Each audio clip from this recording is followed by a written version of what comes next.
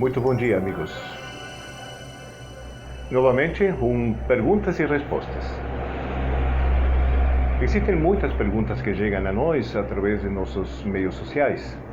E hoje queremos conversar um pouquinho sobre esses assuntos.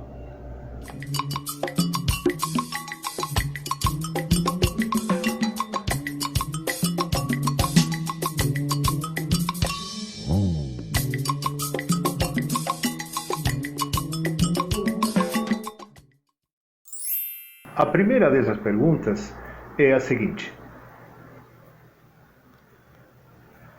meu filho de 3 anos pode fazer uma consulta iridológica? Ele é muito inquieto e quase não dorme. Bem, o naturoterapeuta não é médico, não é um pediatra. Como conselheiro de saúde, o naturoterapeuta e o iridólogo irá avaliar a situação com as suas ferramentas, tendo em conta principalmente que, por princípios, jamais poderá prejudicar o seu consulente. Isso significa que jamais deverá interferir com tratamentos ineficazes ou se demonstrar perícia ou responsabilidade. Tratando-se de crianças, então, os cuidados devem ser extremos, já que as crianças possuem pouca ou nenhuma defesa. A criança não pode relatar o que sente ou explicar a intensidade dos seus sintomas. Ele só depende dos pais ou dos responsáveis para expressar o que ele realmente sente. É verdade que, de alguma maneira, a iridologia pode ver uma grande quantidade de coisas sem que a pessoa diga o que está sentindo. Esse é um fato. Mas, tratando-se de iridoscopias em crianças, não dá para arriscar. Veja, as íris terminam de se formar por volta dos 6 a 7 anos de idade. Podemos ouvir de alguns médicos que as íris se pigmentam até os 9 meses de idade e que depois é muito pouco o que elas mudam. Mas na prática iridológica a gente vê que realizar uma avaliação em uma criança menor dessa idade pode nos deixar confusos ou provocar conclusões erradas, porque alguns sinais irídicos não se mostram na sua verdadeira dimensão. Somente com muita experiência a gente pode valorizar de forma correta os sinais de criança menores de 6 ou 7 anos. Só assim, com muita experiência, se evitam conclusões arriscadas.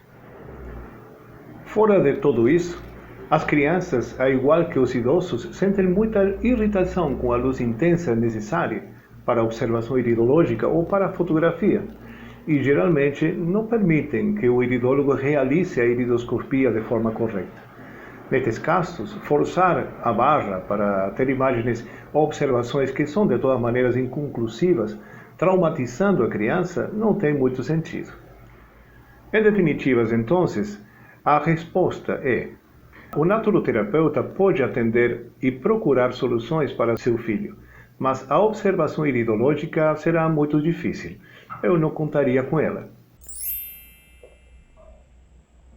Uma outra pergunta que se repite muito no consultório é a seguinte: a iridologia consegue detectar o coronavírus? Lamentavelmente não. A iridologia não existe para diagnosticar doenças. Primeiro, que essa função é prerrogativa dos médicos e não dos iridólogos naturoterapeutas. A essência da iridologia é permitir interpretar sinais iridológicos que assinalam disfuncionalidade e alterações sugestivas de desequilíbrios químicos, fisiológicos e emocionais, mas não quantificá-los ou catalogá-los com nome e sobrenome. No caso de uma pessoa com coronavírus ou de outra doença, podemos ver as alterações funcionais, orgânicas e emocional-comportamentais refletidas nas íris. A baixa oxigenação, a concentração de toxinas ácidas ou crônicas, saturações renais ou hepáticas, saturações pulmonares, circulatórias ou cerebrais, o desequilíbrio neurovegetativo, os sinais de estresse e outros muitos, mas não sinais que mostrem o vírus. Na iridologia, não podemos dar nome às doenças nem quantificá-las com a precisão dos exames de laboratório. Na iridologia, podemos estimar quanto a situação afeta a economia geral do organismo, quanto se afeta a vitalidade, prevendo os riscos que o indivíduo sofre por tal situação. Uma outra das perguntas que chegam, sobretudo ao nosso blog, é a seguinte: minha íris é de cor verde e tem uma borda cinza na parte superior. Isso é normal? Bem, aqui há duas questões numa mesma pergunta: a cor verde das íris e a borda cinza. Cor verde não existe nas íris. Elas parecem verdes, mas na realidade é uma mistura de cor azul, por ausência da cor que dá a melanina, com pigmentos amarelos e laranjas que se acumulam no organismo. Já falamos muitas vezes sobre este assunto no nosso blog e aqui mesmo nos vídeos, pois é um tema que resulta mais que interessante para um grande grupo de pessoas. Então, a cor verde resulta da presença de azul das íris, ausência da cor marrom dos pigmentos de melanina e de pigmentos amarelados que genericamente denominamos como lipocromos. Assim, seus olhos parecem verdes. A outra questão sobre a borda cinza é a seguinte: há pelo menos duas instâncias para que apareça aquela borda cinza na parte superior das íris. As duas são o resultado de alterações funcionais comuns e, às vezes, decorrentes do próprio processo de envelhecimento. Mas isso não quer dizer que seja privilégio das pessoas idosas.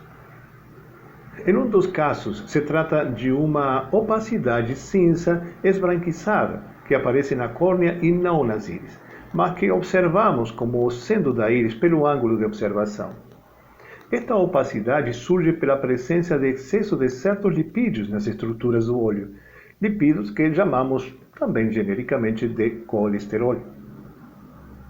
O outro caso, pelo qual surge aquela borda cinza na parte superior das íris, é a diminuição da oxigenação e vitalidade cerebral.